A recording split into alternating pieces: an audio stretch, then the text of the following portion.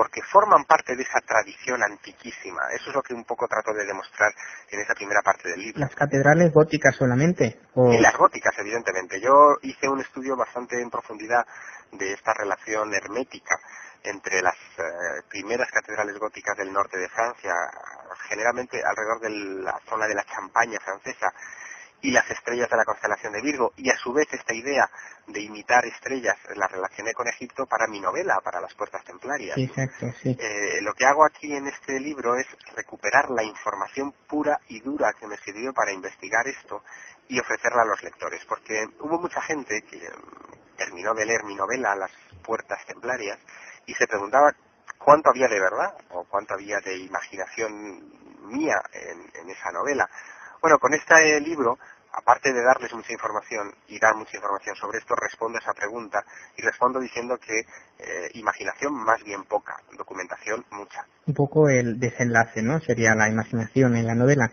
Sí, un poco, claro, evidentemente un poco el desenlace, pero es fácilmente discernible. Yo creo que cualquier lector que haya accedido a mis anteriores trabajos, a La Dama Azul, por ejemplo, o a este de Las Puertas Templarias, y ahora desemboque en La Edad de Oro, se va a encontrar con muchas sorpresas, porque muchos de los elementos que yo utilicé en esas novelas se describen aquí como producto de una investigación rigurosa, ¿no? Perdona que te corte, pero que comentarte que ya está conmigo mi compañero David del programa. Ya ha llegado, que el tráfico es... Hola, buenas tardes, Javier. Hola, buenas tardes. Aquí en Valencia también. Sí, está lloviendo bastante y está muy mal el tráfico hoy. Y la verdad es que has hablado de una tecnología ancestral que pareció existir hace algunos años, ¿no? Entonces, en la segunda parte del libro hablas de este tema y ofreces algunas pruebas, entre comillas, que intentan probar pues, que esto realmente existió. Tú viajaste a Turquía en busca de una de esas pruebas. ¿Nos puedes contar qué es y, sobre todo, qué te pasó cuando fuiste a Turquía a buscar esta prueba? Bueno, ese es quizá uno de mis capítulos favoritos del libro, ¿no? El viaje a Turquía lo hice en el verano de 1999 y el propósito, en cierta medida, era visitar el Palacio del Topkapi en Estambul, donde se supone que se alberga uno de los mapas más importantes de la historia. Se le conoce como el mapa de Piri Reis.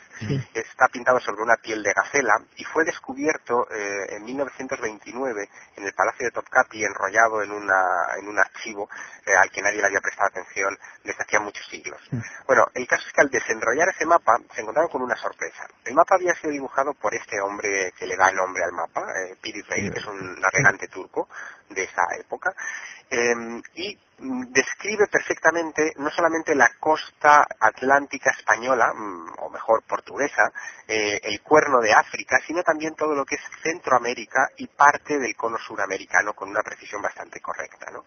En 1513, que es la fecha en la que está fechada, valga la redundancia, este trozo de piel de gacela, este mapa, no se había cartografiado América, no se había terminado de cartografiar. E incluso no se habían descubierto muchas cosas que aparecen en ese mapa. Por ejemplo, el río Orinoco no se había terminado de explorar, el Amazonas ni digamos. En fin, hay una serie de elementos así muy curiosos que chocan. Piri Reis escribió en ese mapa la historia del mismo, ¿no? Y cuenta que él, para confeccionar ese mapa, no lo hizo viajando a esos lugares, él nunca salió del Mediterráneo, sino que lo hizo basándose en mapas antiguos que él consultó de la antigua Biblioteca Imperial de Constantinopla, que a su vez muchos de ellos procedían de la desaparecida Biblioteca de Alejandría. La famosa biblioteca. Exacto, es decir, la fuente original de información de este mapa era muy antigua. Pero había un detalle más que se había escapado a muchos investigadores. En la parte inferior del mapa, que yo reproduzco en este libro, aparece una pequeña península, que es como una lengua de tierra, que se adentra dentro del mar. Esa península se corresponde milimétricamente a la península de la tierra de la reina Maud, como se conoce, que es un trozo de la Antártida. El problema es que la Antártida no fue descubierta hasta 1818. Que en 1513 una persona como Piri Reis, que nunca había salido del Mediterráneo, dibujara un trozo de tierra que no se descubriría hasta el siglo XIX, ya es una anomalía considerable. Pero no es la única.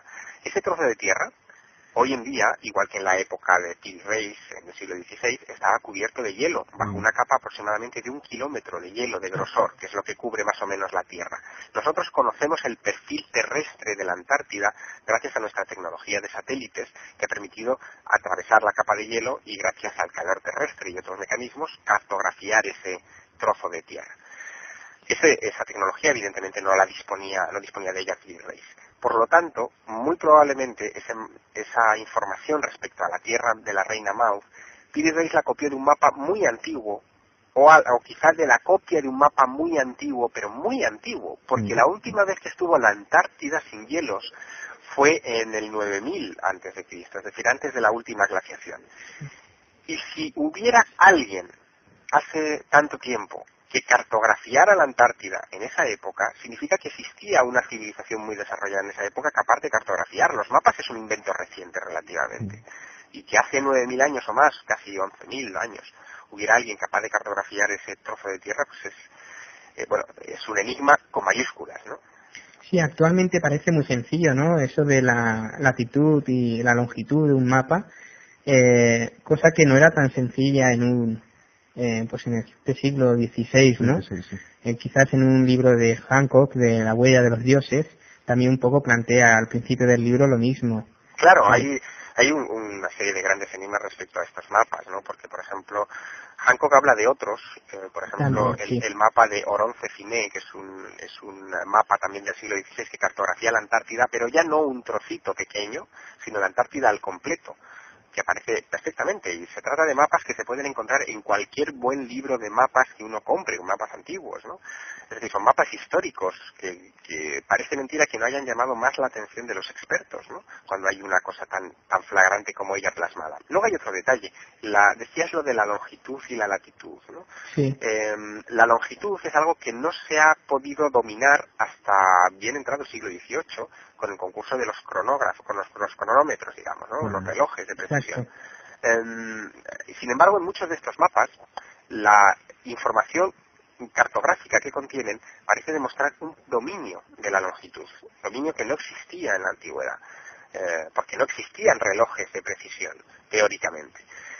Sin embargo, ahí está la plasmación de que lo conocían en esos mapas, porque se encuentran las latitudes y las longitudes relativas perfectamente plasmadas, etcétera.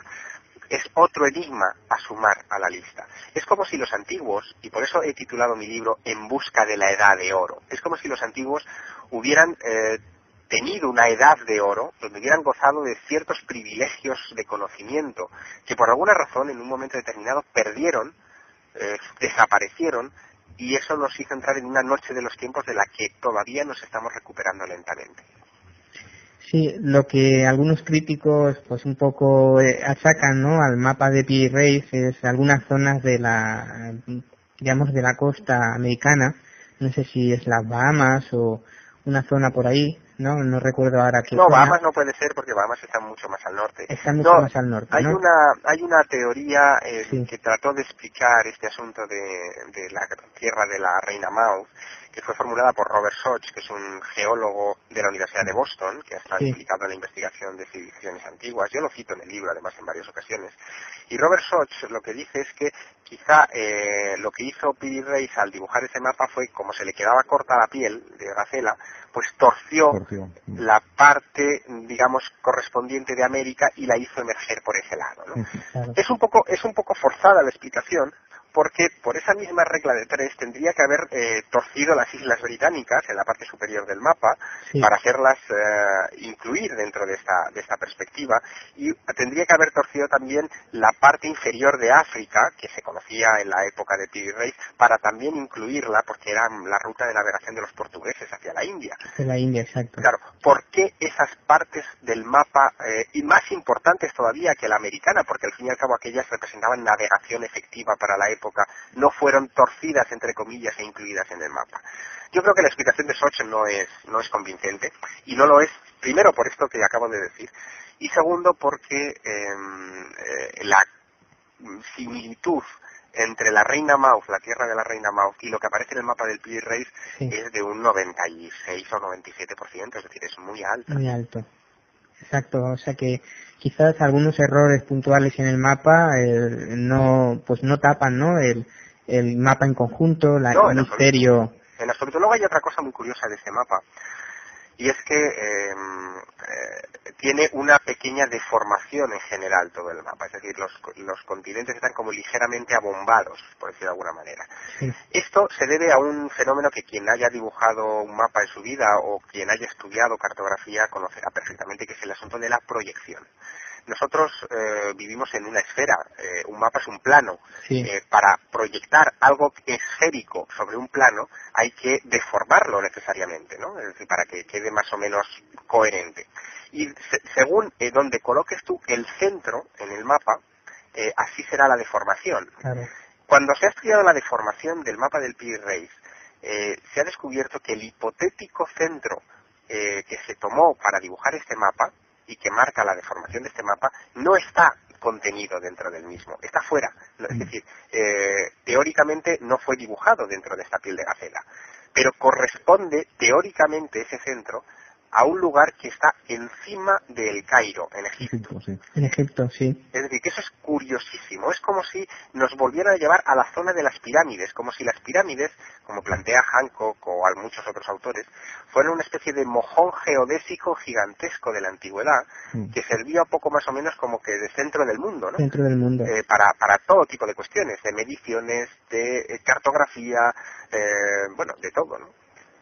Sí, la verdad es que este mapa pues nos llama la atención, quizás a los que no lo sabían pues se pregunten, ¿no? Y que cómo se puede trazar un mapa de esas características en el siglo XVI, ya que Colón descubrió supuestamente América en el 1492. Claro, exactamente, unos años antes. De hecho, sí. hay una anécdota muy divertida de este mapa. En la historia que cuenta Pi Reis del origen del mapa, él dice, como antes os comentaba, que él trazó los mapas en base a otros de la Biblioteca Imperial de Constantinopla y de la Biblioteca de Alejandría, pero también lo hizo en base a otra cosa. Parece que en un momento determinado los hombres de Pi Reis capturaron a uno de los navegantes de uno de los primeros viajes de Colón a América en el Mediterráneo, y amable